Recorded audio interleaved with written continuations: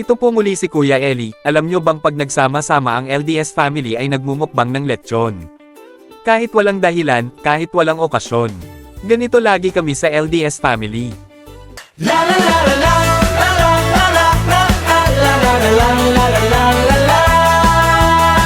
Pag nagsama-sama ang buong pamilya, siguradong may handaan kahit hindi fiesta. Masarap ang kainan habang nagkukwentuhan, sabayan pa ng malakas na mga tawanan.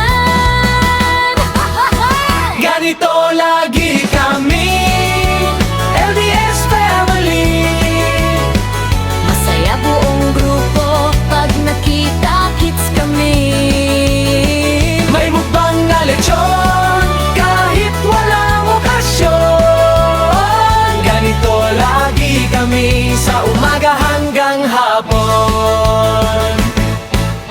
Ang aming libangan ay kumain lamang. Puro good vibes lang, tawanan at kwentuhan.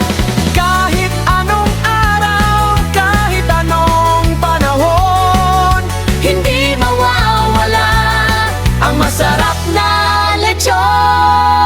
crunchy!